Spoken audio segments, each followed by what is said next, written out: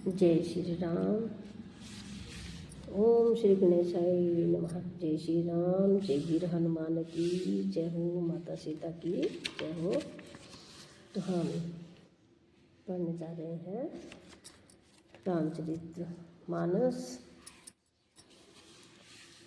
हम पढ़ेंगे इसमें मासपरायण जो 30 होते हैं, मासपरायण 30 होते हैं और नवपरायण विश्राम स्थान होते हैं 9। तो आज हम मासपरायण से शुरू करेंगे। मासपरायण विधि है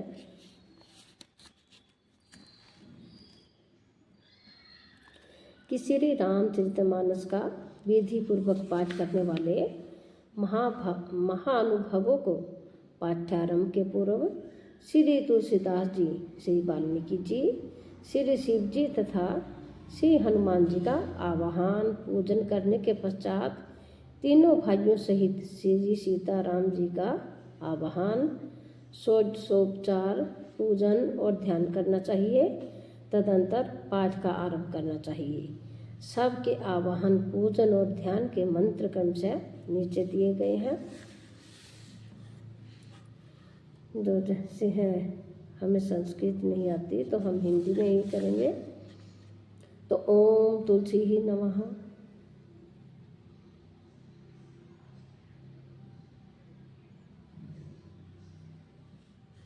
मैं सीधे ही कर रही हूँ, आप पूजा पाठ इसका थोड़ा गंगा जल प्रसाद फल लेकर ही शुरू करें।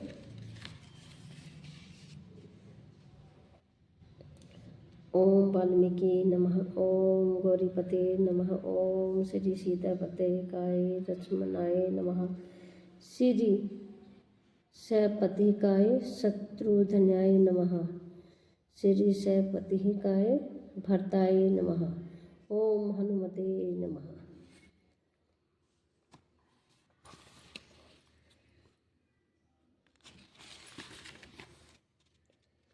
तो शुरू करते हैं। पहला मासपरायण। उससे पहले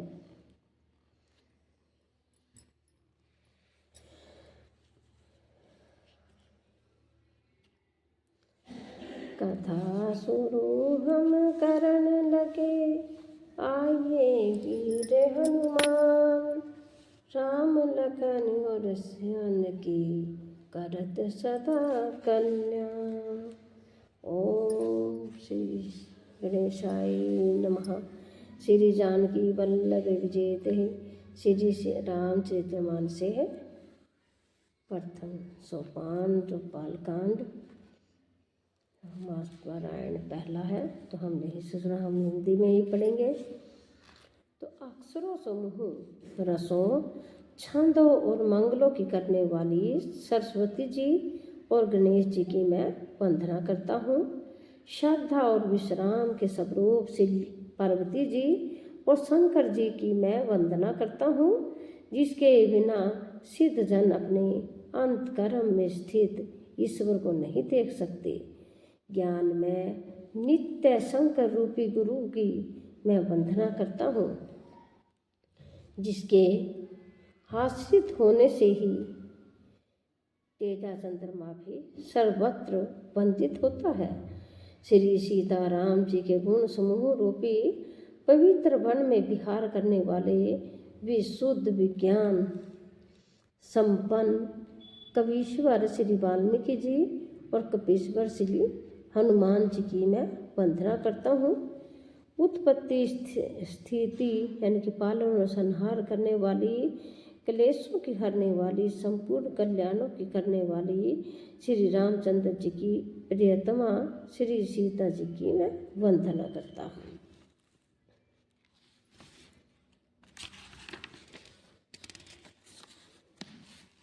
जिनकी माया के वशीभूत संपूर्ण विश्व ब्रह्मादि देवता और असुर हैं, जिनकी सत्ता के रस्सी में सर्प के भ्रम की भांति यह सारा दृश्य जगत सत्य ही प्रतीत होता है, और जिसके केवल चरण ही भवसागर से तरने की इच्छा वालों के लिए एकमात्र नौकर है।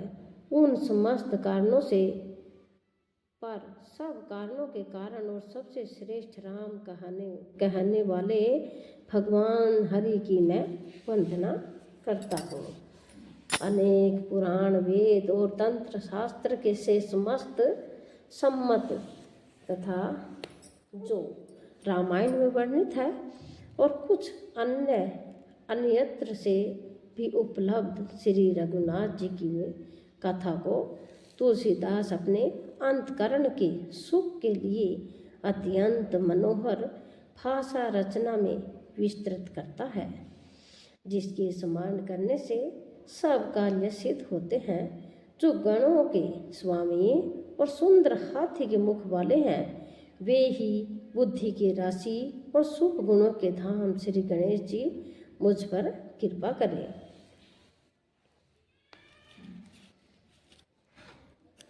जिनकी कृपा से गूंगा बहुत सुंदर बोलने वाला हो जाता है और लंगड़ा लूला दुर्गम पहाड़ पर चढ़ जाता है, वे कलयुग के सब पापों को जला डालने वाले दयालु भगवान मुझ पर दर्वित हो, यानी कि दया करे। जो नील कमल के समान श्याम वर्ण है, पूर्ण खिले हुए लाल कमल के समान जिनके नेत्र हैं और जो सदा क्षीर सागर में शयन करते हैं, वे भगवान नारायण मेरे हृदय में निवास करें। जिनका कुंद के पुष्प और चंद्रमा के समान गिर शरीर है, जो पार्वती जी के प्रियतम और दया के धाम है, और जिनका दिनों पर स्नेह है, वे कामदेव का मर्दन करने वाले शंकर जी मुझ पर कृपा करें। मैं उन गुरु महाराज के चरणों की वंदना करता हूँ जो कृपा के समुद्र और नर रूप में श्री हरि ही हैं, और जिनके वचन महामोह रूपी घड़े अंधकार के नाश करने के लिए सूर्य किरणों के समूह हैं।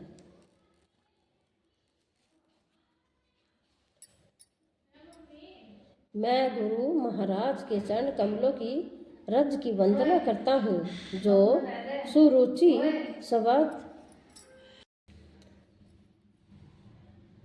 मैं गुरु महाराज के चरण कमलों की रज की वंदना करता हूँ, जो सुरुचि यानी कि सुंदर स्वाद सुगंध तथा अनुराग रूपी रस से पूर्ण है।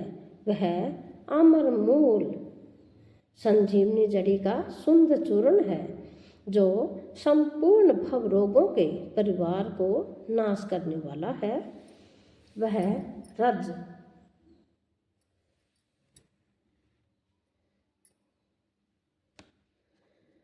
सुकृति पुण्यवान पुरुष रूपी शिव जी के शरीर पर सुशोभित निर्मल विभूति है, और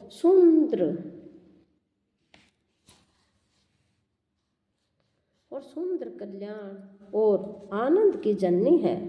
भगत के समरूपी सुंदर दर्पण के मैल को दूर करने वाली है, और तिलक करने से गुणों के समूह को भस्म करने वाली है। तो श्री गुरु महाराज के चरण नखों की ज्योति मणियों के प्रकाश के समान है, जिसके स्मरण करते ही हृदय में दिव्य दृष्टि उत्पन्न हो जाती है। वह प्रकाश अज्ञान रूपी अंधकार का नाश करने वाला है। वह जिसके हृदय में आ जाता है, उसके बड़े भाग्य हैं। उनके हृदय में आते ही हृदय के निर्मल नेत्र खुल जाते हैं, और संसार रूपी रात्रि के दोष दुख मिट जाते हैं, और श्री रामचरित्र रूपी मणि और माणिक्य गुप्त और प्रकट जहाँ जो जिस खान में है वह दिखाई पड़ने लगते हैं। जैसे सिद्ध जन को नेत्रों में लगाकर साधक सिद्ध और सुजान पर्वतों वनों और पृथ्वी के अंदर कौतुक से ही बहुत सिखाने देखते हैं।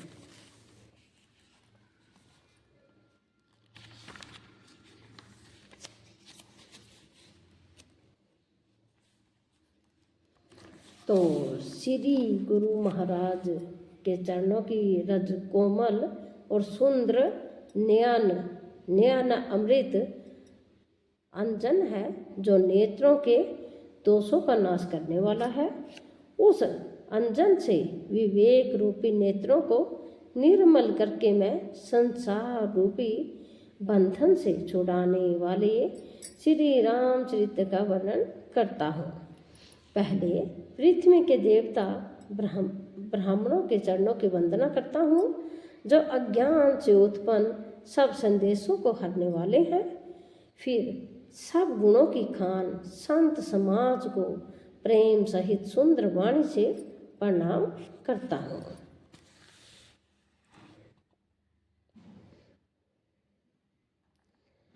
तो संतों का चरित्र कपास के चरित्र जीवन के समान शुभ है, जिसका फल नीरस विशद और गुणमय होता है। कपास की डोडी नीरस होती है। संत चरित्र में भी विषय शक्ति नहीं है, इससे वह भी नीरस है। कपास उज्ज्वल होता है।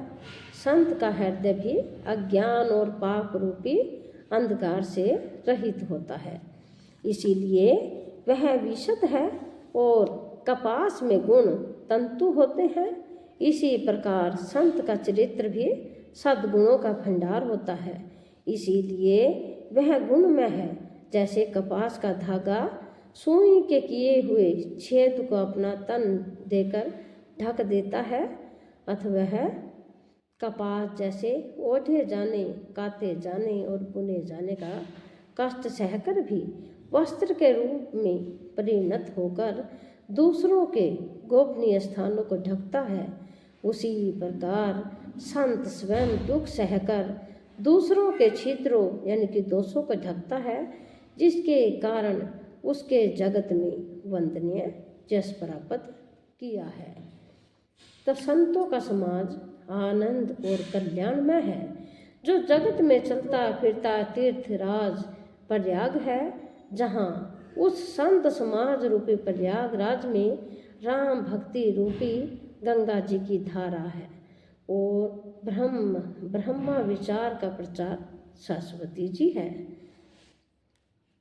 विधि और निषेध, यह करो और यह न करो रूपी कर्मों की कथा कलयुग के पापों को हरने वाली सूर्यत यमुना जी है, और श्री भगवान विष्णु और शंकर जी की कथाएं त्रिवेणी रूपी से सुशोभित है, जो सुनते ही सब आनंद और कल्याणों की देने वाली है। तो उस संत समाज रूपी प्रयाग में अपने धर्म में जो अटल विश्वास है वह अक्षय वट है, और शुभ कर्म ही उस तीर्थराज का समाज यानी कि परिकर है। वह संत समाज रूपी प्रयागराज सब देशों में सब समय सभी को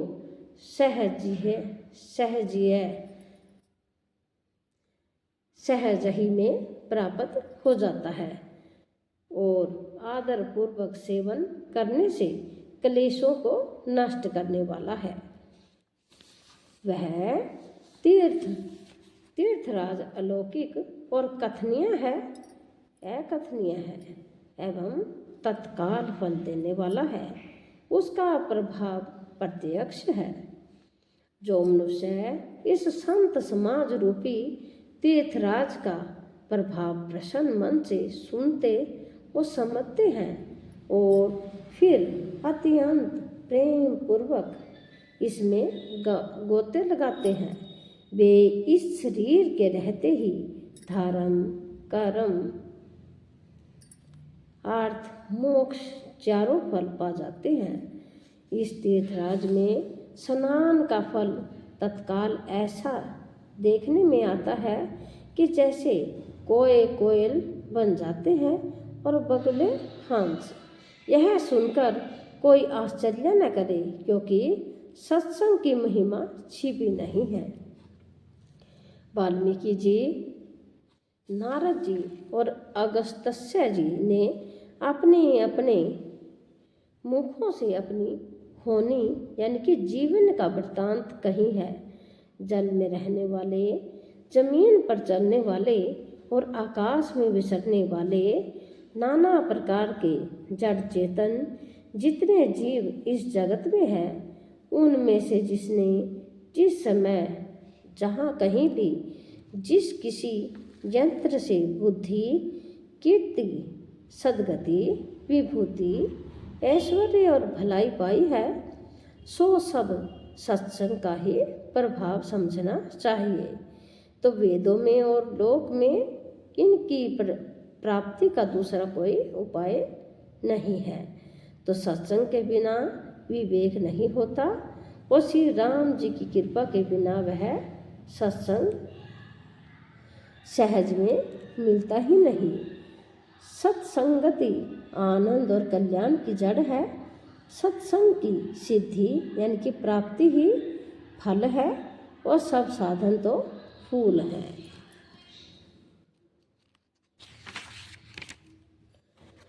दोस्त भी सत्संगति पाकर सुधर जाते हैं। जैसे पारस के स्पर्श से लोहा सुहावना हो जाता है और सुंदर सोना बन जाता है, किंतु देव योग से यदि कभी सज्जन कुसंगति में पड़ जाते हैं तो वे वहाँ भी सांप की मणि के समान अपने गुणों का ही अनुसरण करते हैं। अर्थात जिस प्रकार सांप का संसर्ग पाकर भी मणि उसके विष को ग्रहण नहीं करती तथा अपने सहज गुण प्रकाश को नहीं छोड़ती, उसी प्रकार साधु पुरुष दुष्टों के संग में रहकर भी दूसरों को प्रकाश ही देते हैं। दुष्टों का उन पर कोई प्रभाव नहीं पड़ता। ब्रह्मा, विष्णु, शिव, कवि और पंडितों की वाणी भी संत महिमा का वर्णन करने में संकोचाती है। वह मुझसे किस प्रकार नहीं कही जाती, जैसे साग तरकारी बेचने वाले से मणियों के गुण समूह नहीं कहे जा सकते। मैं संतों को प्रणाम करता हूँ जिसके चित्त में समता है, जिनका न कोई मित्र है और न कोई शत्रु। जैसे अंजलि में रखे हुए सुंदर फूल, जिस हाथ ने फूलों को तोड़ा और जिसने उसको रखा हो, उन दोनों ही हाथों को समान रूप से सुगंधित करते हैं, वैसे ही संत शत्रु और मित्र दोनों का ही समान रूप से कल्याण करते हैं। संत सरल हृदय और जगत के हितकारी होते हैं। उनके ऐसे स्वभाव और स्नेह को जानकर मैं विनय करता हूँ, मेरी इस बाल विनय को सुंदर कृपा करके श्री राम जी के चरणों में मुझे प्रीति दे। अब मैं सच्चे भाव से दुष्टों को प्रणाम करता हूँ, जो बिना ही प्रयोजन अपना हित करने वाले भी प्रतिकूल आचरण करते हैं। दूसरों के हित की हानि ही जिनकी दृष्टि में लाभ है, जिनको दूसरों के उजड़ने में हर्ष और बसने में विषाद होता है, जो हरि और हर के यश रूपी पूर्णिमा के चंद्रमा के लिए राहु के समान है। अर्थात जहाँ कहीं भगवान विष्णु या शंकर के यश का वर्णन होता है, उसी में वे बाधा देते हैं और दूसरों की बुराई करने में सहस्त्र बाहु के समान वीर हैं, जो दूसरों के दोषों को हजार आंखों से देखते हैं और दूसरों के हित रूपी घी के लिए जिनका मन मक्खी के समान है। अर्थात जिस प्रकार मक्खी घी में गिरकर उसे खराब कर देती है और स्वयं भी मर जाती है, उसी प्रकार दुष्ट लोग दूसरों के बने बनाए काम को अपनी हानि करके भी बिगाड़ देते हैं। तो तेज यानी कि दूसरों को जलाने वाले पाप ताप में अग्नि और क्रोध में यमराज के समान है। पाप और अवगुण रूपी धन में कुबेर के समान धनी है। जिनकी बढ़ती सभी के हित का नाश करने के लिए केतु उच्छल तारे के समान है। और जिनके कुंभकर्ण की तरह सोते रहने में ही भलाई है। जैसे ओले खेती का नाश करके आप भी गल जाते हैं, वैसे ही वे दूसरों का काम बिगाड़ने के लिए अपना शरीर तक छोड़ देते हैं। मैं दुष्टों को हजार मुखों शेष जी के समान समझकर प्रणाम करता हूँ।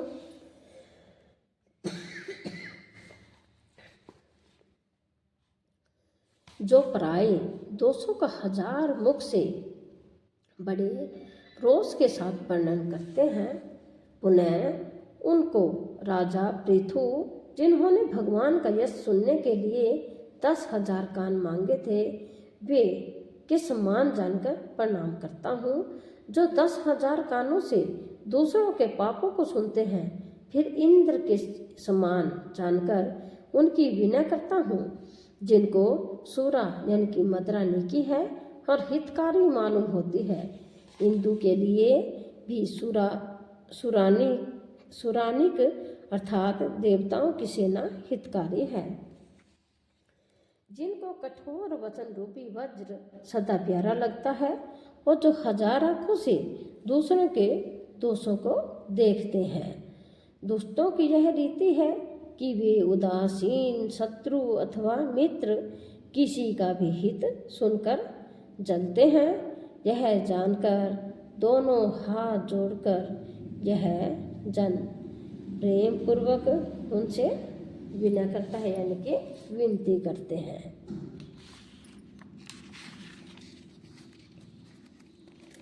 मैंने अपनी ओर से विनती की है, परंतु वे अपनी ओर से कभी नहीं चूकेंगे। कोयों को बड़े प्रेम से पालिए, परंतु वे क्या कभी मांस के त्यागी हो सकते हैं।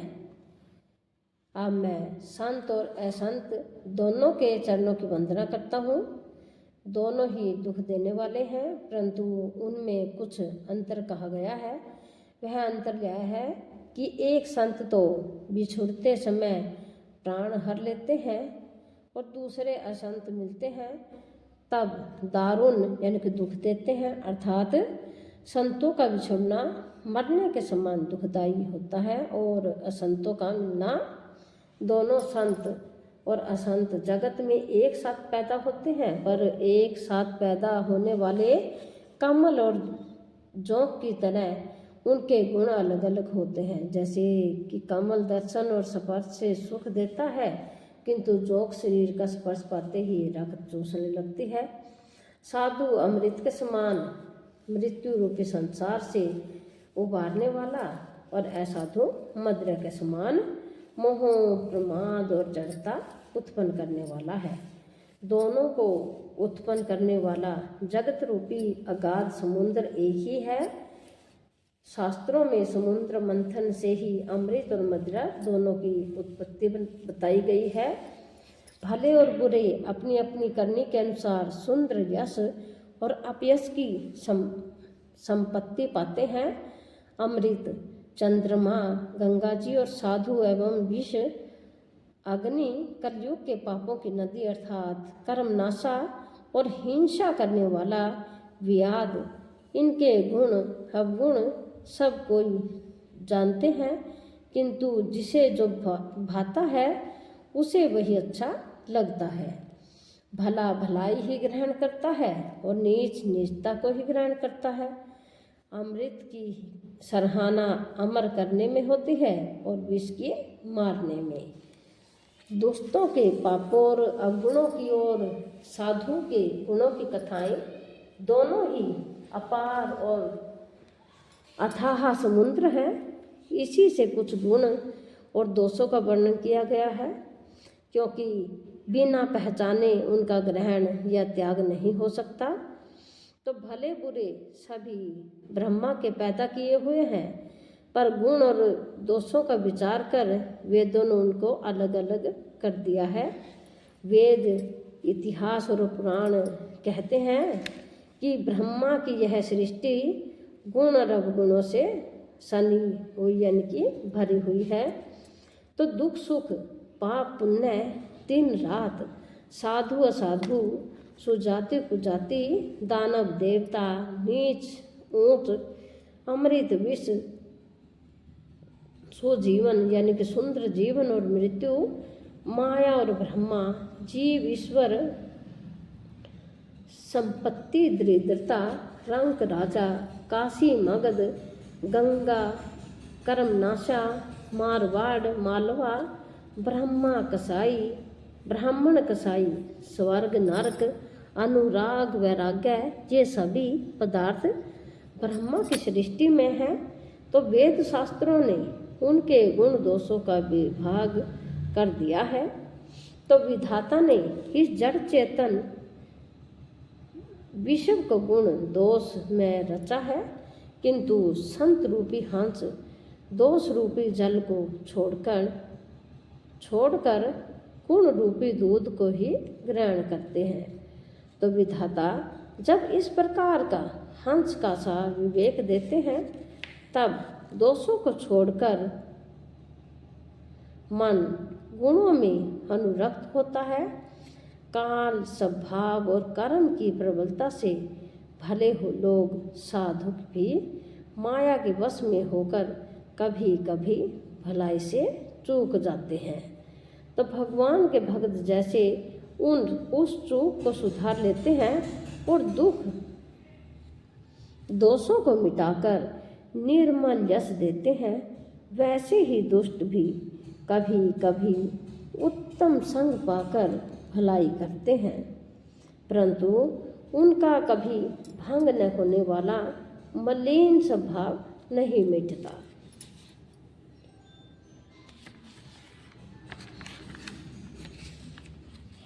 जो वेशधारी ठग हैं, उन्हें भी अच्छा यानी कि साधु का सा वेश बनाए देखकर वेश के प्रताप से जगत पूजता है, परंतु एक न एक दिन वे चोड़े आ ही जाते हैं।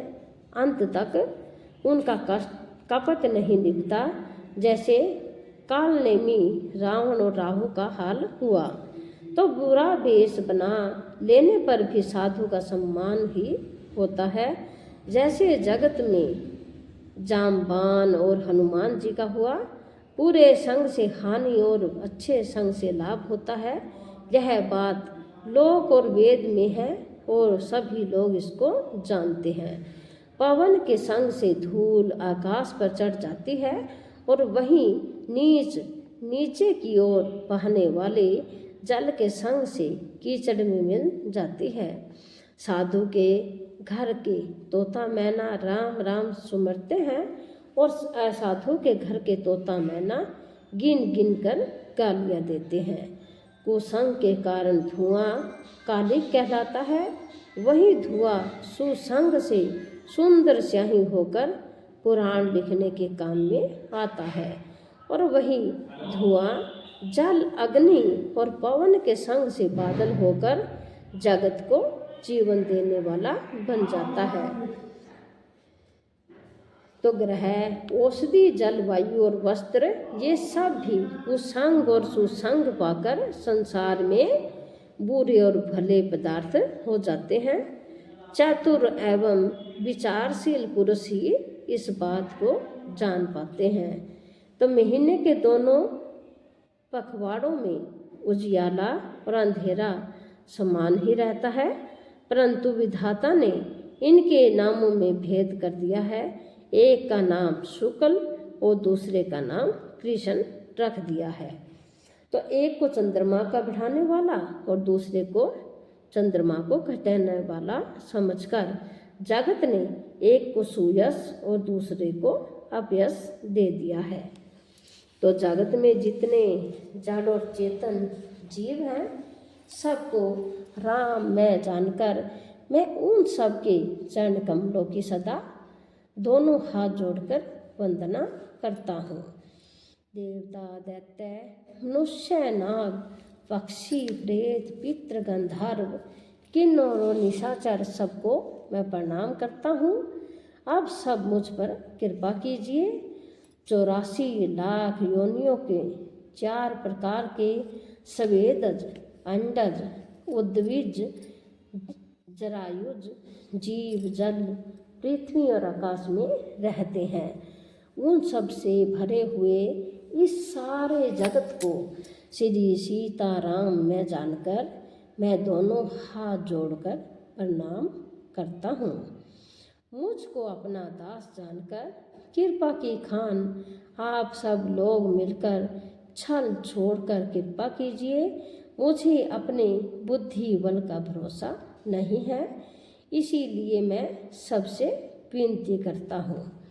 मैं श्री रघुनाथ जी के गुणों का वर्णन करना चाहता हूँ, परंतु मेरी बुद्धि छोटी है और श्री राम जी का चरित्र अथाह है। इसके लिए मुझे उपाय का एक भी अंग अर्थात कुछ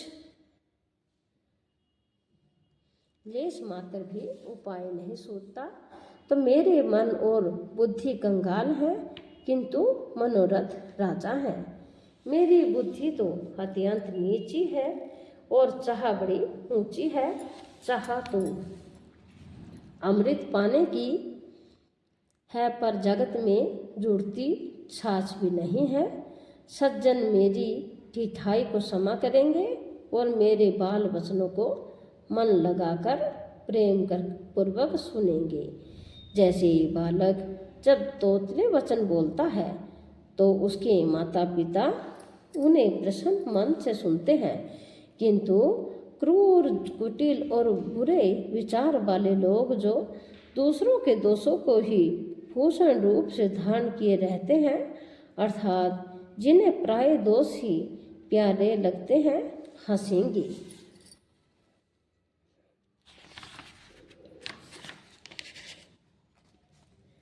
रसीली हो या अत्यंत फीकी, अपनी कविता किसे अच्छी नहीं लगती, किंतु जो दूसरों की रचना को सुनकर हर्षित होते हैं, ऐसे उत्तम पुरुष जगत में बहुत नहीं हैं।